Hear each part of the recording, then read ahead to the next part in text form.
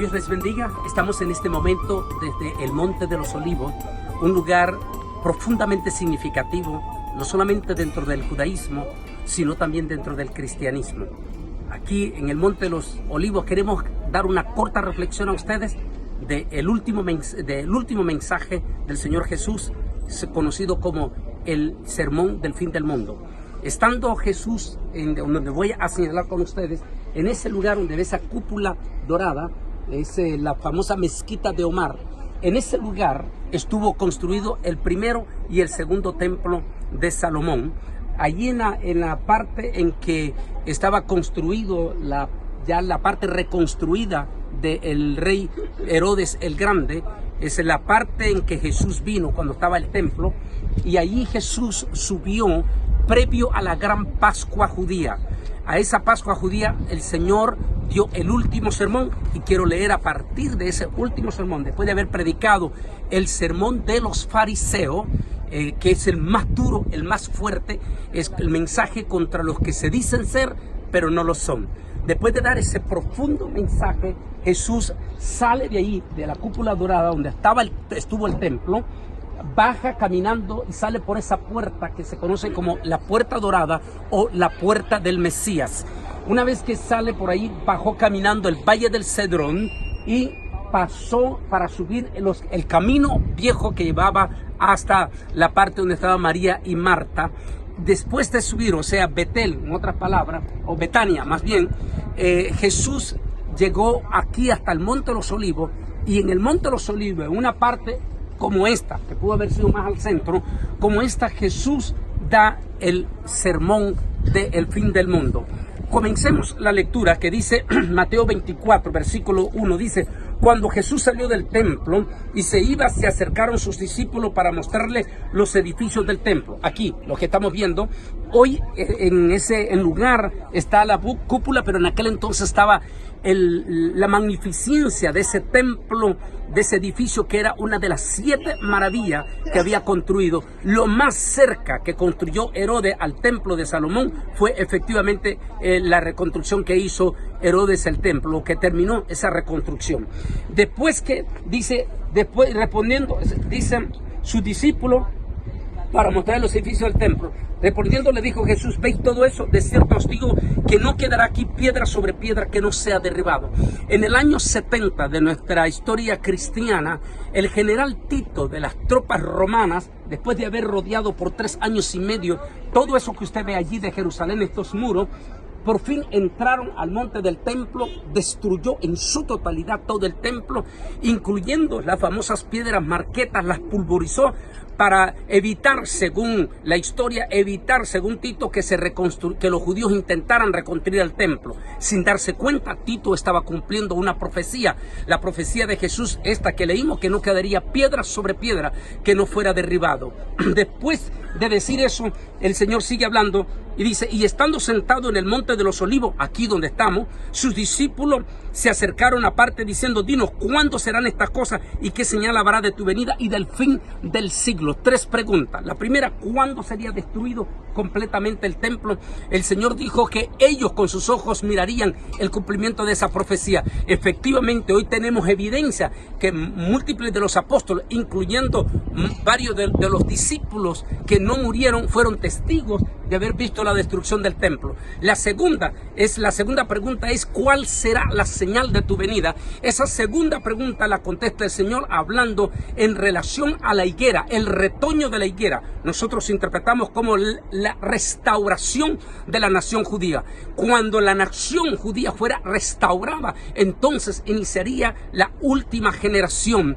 ¿Qué quiere decir eso? Que a partir de ese momento comenzarían los 70 años contundentes, para que al final de esos 70 años comiencen lo que se conoce como los 10 años en rojo, de acuerdo con la profecía de Daniel en el asunto también del capítulo 12, donde Daniel habla después de haberse cumplido los 70 años de la profecía profecía de Jeremías, de los deportados de Babilonia, que al cumplirse 70 años, la comunidad judía en Babilonia entró en su peor crisis espiritual. En esa crisis espiritual también se levantó una peligrosidad de odio. Fue cuando se levantó en esos 10 años el malvado Amán, que vino con la idea de eliminar al pueblo judío. Fue allí cuando Dios levantará en esos 10 años a hombres como Esdras, como Nehemías. Eso es lo que se conoce como los 10 años en rojo. Efectivamente, respondiendo Jesús en eso, creemos que el 14 de mayo de 1948 comenzó esa ofensiva de esa última generación. A partir de ese momento y en estos últimos se cumplieron, más bien el pasado 14 de mayo, los primeros 70 años o los 70 años de esta generación. A partir del 14 de mayo pasado entramos en los 10 años en rojo. Lo sorprendente de esto es que mire las noticias, mire todo lo que está pasando en el planeta Tierra. En primer lugar, dijimos que en esos 10 años se desató el espíritu de odio. Sin lugar a duda, es un año de odio. Acabamos de ver tristemente y dolorosamente lo que pasó el sábado allá en Pittsburgh, en Estados Unidos, donde un hombre de la supremacía blanca, poseído por el odio, perpetró un atentado contra la comunidad judía en Pittsburgh, matando a 11 de la comunidad. Ese odio se ha desatado con un espíritu de xenofobia. Estamos viendo con lo que está pasando con los inmigrantes en Centroamérica, lo que está pasando con esta caravana de Honduras, que esta caravana, con todo eso se está desatando una serie de contradicciones en el mismo Estados Unidos, con la comunidad también de refugiados venezolanos, y ni se diga con las miriadas de refugiados musulmanes que están entrando en Europa. Todo esto está causando unos profundos sentimientos de xenofobia, más los odios que se han desatado, exactamente como los 10 años en rojo en este momento. A todo esto sigue diciendo la palabra aquí, por favor déjenme leer. Dice: y respondiendo Jesús les dijo: mirad que nadie os engañe, porque vendrán muchos en mi nombre diciendo yo soy el Cristo, y a muchos se engañarán, y oiréis de guerra y rumores de guerra. Mirad que no es que engañéis, porque es necesario que todo esto acontezca, porque se levantará nación contra nación y reino contra reino, y habrá hambre, pestes y terremotos en diferentes lugares, y todo esto será principio de dolor, y entonces os entregarán la tribulación y os matarán, y seréis aborrecidos de todo por causa de mi nombre. Muchos tropezarán entonces, se entregarán unos a otros, y unos a otros se aborrecerán, y muchos falsos profetas se levantarán, y por haberse multiplicado la maldad, el amor de muchos se enfriará, mas el que persevere hasta el fin, este será salvo. Esto se está cumpliendo. Los acontecimientos que hemos visto en estos 70 años sobrepasan todo entendimiento. Los terremotos, los tsunamis, el cambio climático sobrepasa todo entendimiento. El espíritu de odio que estamos viendo, donde dijo Jesús: y muchos se aborrecerán y se entregarán unos a otros. Eso ya está sucediendo en una manera contundente en las redes sociales.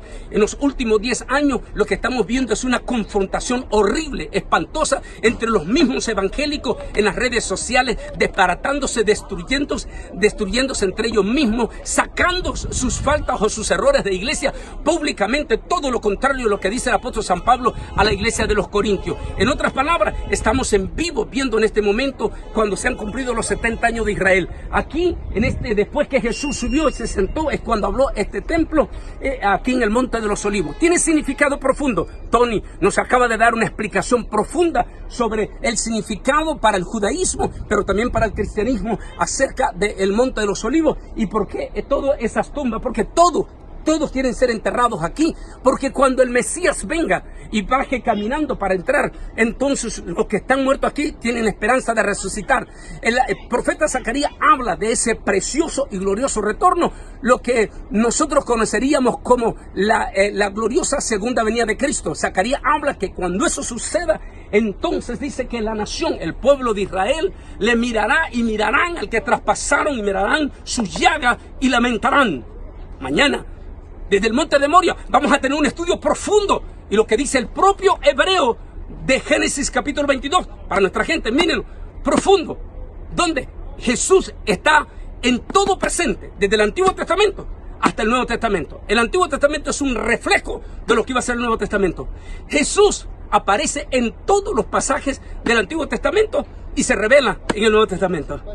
En otras palabras, estos 10 años que estamos comenzando en rojo, duro, fuerte, odio, confrontación del mismo pueblo, y por el otro lado, a punto de llevarse a cabo un pacto de paz.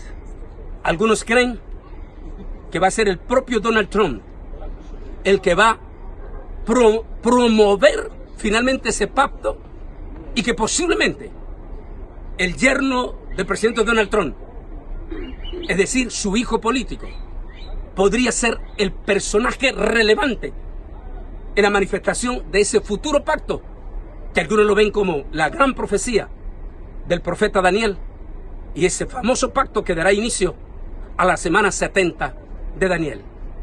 ¿Sucederá así? Solo Dios lo sabe. El futuro está en las manos del Señor, aunque ese futuro lo estamos viendo a las puertas. Sea lo que sea, lo que está pasando en este momento, mis queridos hermanos y amigos en las redes sociales, todo lo que está pasando, las señales, los huracanes, el impresionante cambio climático, los movimientos tilúrgicos, la confusión política, los preparativos de la marca de la bestia, la confusión del ministeriado, que representa la confusión de los rabinos allá en la época de Jesús, por el cual Jesús les predicó. Todo eso que estamos viendo son los síntomas contundentes que el rey viene pronto. Desde aquí, desde el Monte de los Olivos, desde donde hemos señalado, por favor, muestren donde hemos señalado Jerusalén, la santa ciudad. En la parte de atrás se ven dos cúpulas azules. Ahí es donde está el Santo Sepulcro y todo lo demás, conocido como la ciudad santa de Jerusalén. Y hemos subido hasta el Monte de los Olivos, todo este grupo, para estar en este estudio único que tenemos especial acerca de los tiempos finales. Desde el Monte de los Olivos vamos a decir todo a una viva voz, la palabra Maranata, Cristo viene. Desde aquí saludamos a ustedes con esta palabra: Maranata, Cristo viene. Que Dios les bendiga a ustedes.